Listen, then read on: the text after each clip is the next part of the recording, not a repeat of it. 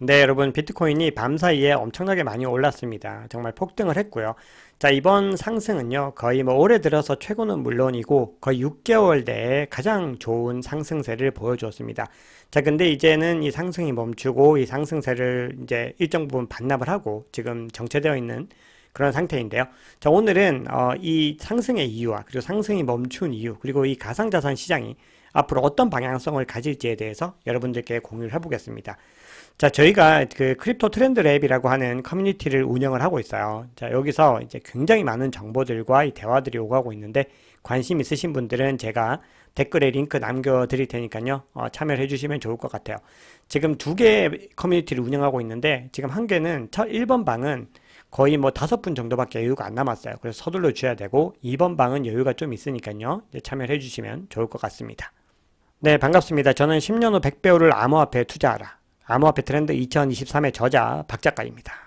자, 우선 미국 증시부터 보겠습니다. 자, 그저께는 비트코인이 혼자서 독주를 하는 그런 그림이었다면, 자, 어제는 모든 자산 시장이 다 상승을 하는 그런 그림이었습니다. 그러니까 어떤 상승의 이유 자체가 조금 차이가 있었다라는 거겠죠. 나스닥이 2.14% 굉장히 많이 올랐어요. 그리고 S&P 1.68%, 금융주들이 많은 다우 지수도 1% 이상 상승을 하는 그런 그림을 보여주고 있습니다. 자, 개별 주식으로 봐도요, 이 나스닥은 굉장히 많이 올랐어요. 테슬라 같은 경우는 뭐 5% 이상 상승을 했죠. 근데 굉장히 많이 하락을 했던 어떤 금융 시스템 붕괴에 대한 우려 때문에 굉장히 많은 하락을 했던 금융주들도 이제는 상승으로 돌아섰다라는 부분이 굉장히 중요해 보입니다. 자, 비트코인 차트를 간단히 보겠습니다. 이 추세선 상에서요, 이 지지선 역할을 하던 게 이제 무너져서 저항선이 되고 나서 이 저항선을 가볍게 뚫고 올라갔는데요. 자, 굉장히 반년 넘게 지루하게 뚫지 못하던 이 철옹선 같은 25.2K 벽을요, 어제 가볍게 뚫고 올라갑니다. 그리고 물론 지금은 이제 상승세를 반납하고 25K 아래에 내려와 있는 추세이지만 앞으로의 상황에 대해서는 이제 좀 의미 있게 지켜볼 필요가 있다. 자, 이렇게 생각을 합니다. 자, 그리고 어제는요, 알트코인들도 같이 좀 유의미한 동반 상승을 했습니다. 지금 보시면은 이더리움 차트인데, 이더리움은 추세 자체가 비트코인과 다르게 조금 좋지 못했어요. 근데 하락 추세에 있었는데, 어제는 이제 간만에 굉장히 큰 상승을 보여줬다라고 이렇게 볼 수가 있죠. 자, 비트코인 도미넌스는요, 거의 뭐 46% 부근까지 올라가다가 지금은 이제 거의 45% 정도에 머물고 있습니다. 굉장히 높은 수치예요. 그러니까 지금 굉장히 비트코인에 돈이 많이 들어왔었고, 비트코인이 유의미한 상승을 했었다라는 부분을 여기서도 좀 알 수가 있죠. 자, 어제 하루 동안은 굉장히 사람들이 탐욕스러웠습니다. 그리드로 표시가 됩니다. 56이죠. 자, 그리고 지금은 중립을 찾았는데, 사실은 조금 더 탐욕에 가깝다라고 보입니다.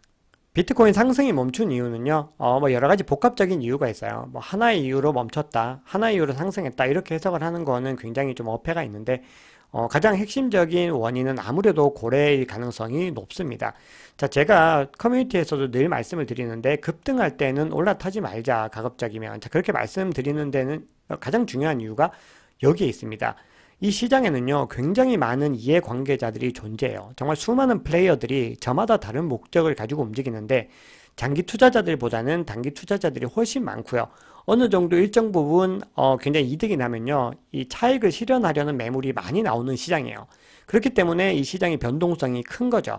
그래서 어제는요, 다시 이제 25K 아래로 내려앉은 이유에서 고래가 굉장히 중요한 역할을 했다라는 그런 이야기들이 나오고 있어요.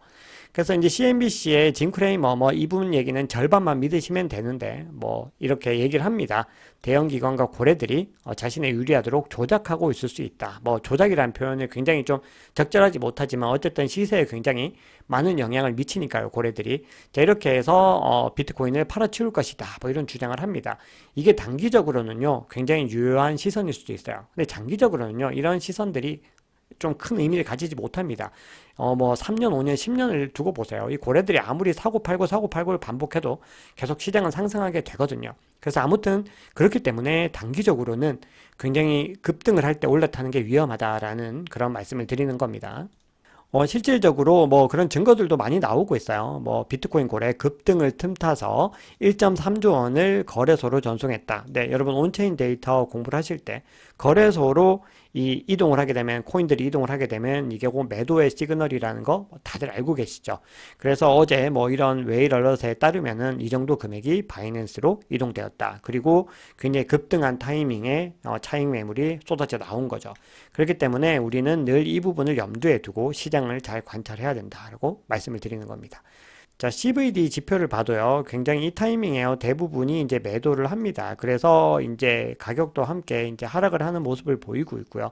지금 현재는 이제 이 고래는 아마 이제 홀딩을 하겠죠. 그러니까 이 가격이 일정 부분 유지가 되고, 또 오늘 밤에 이제 새로운 지표가 또 발표가 되는데, 거기에 따라서 당연히 또 크게 상승을 할 수 있는 여지는 남아있다라는 거 여러분들 알고 계시면 좋을 것 같아요. 자, 어제 이 시장의 상승을 이끈 가장 중요한 거는 이 미국 소비자 물가지수 CPI 발표였죠.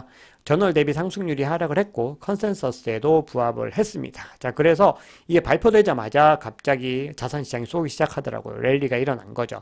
자, 그리고 오늘은 이제 생산자 물가지수 발표가 있는데요. 이게 또 부합을 하게 되면은 2차적으로 또 상승이 일어날 수 있는 가능성은 충분히 있다. 그런데 어제 굉장히 많은 부분이 기대감들이 반영이 됐기 때문에 자, 또 오늘은 어제같이 그렇게 될지는 뭐 아무도 알 수 없다는 거고요. 그리고 내일은 실업수당 청구 건수까지 발표가 되면은 이제 22일에 있을 FOMC에서 금리를 얼마나 올릴지까지 그 부분들이 이제 결정이 될 때까지 여러 가지 이제 시장의 상황들을 지켜보셔야 되는 겁니다. 소비자 물가지수는 이제 간단히 살펴보시면요. 여러분들 investing.com에서 확인을 하실 수가 있는데요. 이 CPI 같은 경우는 이제 전월 대비로는 이제 더 하락을 했죠. 상승률이 하락을 했고요. 그리고 예상치 6%에도 부합을 했기 때문에 굉장히 잘 나왔다. 이렇게 볼 수가 있어요. 근데 이게 이 하나의 지표인데 이게 좀 중요한 이유는요. 일단은 뭐 여러 가지 많은 것들 얘기를 해주고 있지만 지금 굉장히 이게 하락세로 돌아섰다. 이게 굉장히 공고하게 하락세라는 것들을 보여주는 거거든요. 이게 9.1%까지 무려 올라갔다가 이제 꾸준히 하락을 해서 지금 이제 6%까지 내려온 거기 때문에요. 이번 발표는 평소보다도 더 의미가 있었다라고 볼 수가 있습니다. 그리고 이 에너지와 식품처럼 변동성이 큰 항목들을 제외한 CPI를 이제 코어 CPI, 근원 CPI라고 부르는데요. 지금 보시면 이것도 이제 전달에 비해서 뭐 굉장히 좀 적은 폭이지만 하락을 했고 예상치에도 정확하게 부합되는 모습들을 보이고 있죠. 그래서 전반적으로 다 이 CPI가 하락을 했는데요. 이 주거비의 상승 부분이 좀 약간 염두에 두어야 된다라고 지금 나오고 있어요. 근데 이거는 이제 2분기가 돼야지 좀 더 명확하게 알 수 있기 때문에 좀 더 지켜봐야 되는 그런 항목이라고 볼 수가 있습니다. 자, 그래서 이번 달 이제 금리는 어떻게 될 것인가? 대부분이 굉장히 많은 사람들이 0.25%에 이제 베팅을 하고 있고요. 빅스텝 0.5%는 절대 불가능하다. 0%. 그리고 동결도 거의 한 17% 이상 수치가 나오고 있어요. 자, 그런데 여기에 더해서 이 노무라 증권 같은 곳에서는 오히려 0.25% 인하를 해야 된다라고까지 얘기를 하고 있어요. 그러니까 선택지가 동결이냐, 0.25% 인상이냐, 0.25% 인하냐, 이렇게 선택지가 갈라지는 그런 그림까지 나오게 되죠. 이번 CPI 발표가 좀 의미가 있는 이유는요, 이 연준이 책임론에서 어느 정도 벗어날 수 있는 기반을 마련했다는 겁니다. 자, 이게 무슨 의미냐 하면은, 자, 연준은 세 가지 존재 이유가 있어요. 가장 중요한 건 물가 안정이고요. 그리고 고용 안정, 그리고 금융 안정, 이 세 가지를 지키기 위해서 연준이 존재하는 건데, 사실 이 세 가지를 동시에 만족시킨다는 건 굉장히 모순적이기도 하고 어려운 일이죠. 특히 물가를 안정시키면서 고용까지 안정시킨다? 이건 어떻게 보면 반대되는 얘기예요. 왜냐하면 임금이 상승하고 고용이 탄탄해질수록 소비가 더 촉진되고 물가는 더 높아질 가능성이 높은 거죠. 자, 그래서 지금까지는 이 고용이 너무나 공고하다라는 이유, 물가가 안정되지 않았다고 해서 계속해서 금리를 높이는 정책을 가지고 왔는데 이게 어떤 결과를 가져오죠? 이 금융 안정을 해치는 결과가 나온 거예요. 왜냐하면 실리콘밸리 은행이 파산하고 그 외에도 시그니처 뱅크, 실버게이트 사태 뭐 이런 것들이 계속해서 연달아 발생을 하면서 이 연준이 위기에 빠지게 된 거죠. 그래서 이 금리를 인하를 하고 싶은데 물가가 안정되기 전에 만약에 금리를 인하해서 나중에 문제가 생기면요. 연준이 또 덤탱이를 쓰게 돼요. 그렇게 되면 연준 입장에서는 굉장히 어떤 이거를 물가가 안정됐다는 하나의 데이터가 필요하겠죠. 근데 이번에 이제 그 데이터가 나온 거예요.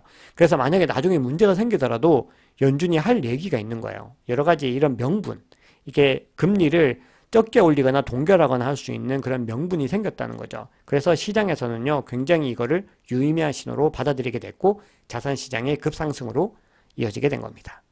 자, 자, 그럼 여러분, 이 비트코인 차트를 다시 한 번만 더 볼게요. 자, 오늘 굉장히 비트코인이 유의미한 결과를 만들어냈고, 이 지긋지긋하던, 무려 이 8월 달부터 이어지던 이 25.2K의 벽을 뚫고 26K 이상을 넘어섰죠.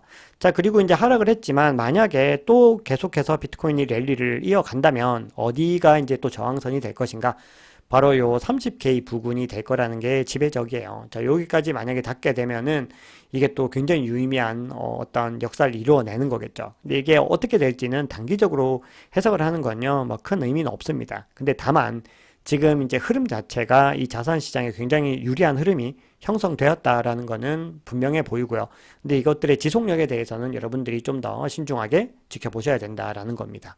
자, 이 트레이더 알랑이라고 하는 분이 계시는데, 자, 이분의 이제 그 해석을 좀 가져왔는데, 자, 이분 얘기는 이 2020년에 어떤 불장 직전의 이 그림과 지금의 그림이 굉장히 비슷하다. 역 헤드 앤 숄더 패턴이 나타나고 있다. 그래서 이렇게 빵 치고 올라갈 것이다 라는 얘기를 하는데요. 자, 여러분들께서 그냥 참고를 하시라고 드리는 거고요. 일단 지금의 이 시장의 상황 자체는 일단은 좋다라는 부분들에서 어떻게 보면은 지금 어떻게 해야 되는지 고민하고 계시는 분들이 많이 계실 거잖아요. 그래서 참고를 하시라고 드린 거고요. 결국 우리가 시장에 대응을 할 수 있는 방법은 장기적으로 보셔야 된다라는 거예요. 만약에 여러분들이 지금 시장이 굉장히 결정적인 기회고 박앤세일이 더 오지 않을 것 같다 생각이 드시면은 뭐 그거는 누구도 말릴 수가 없죠. 그거는 이제 어쩔 수 없는 부분인데요.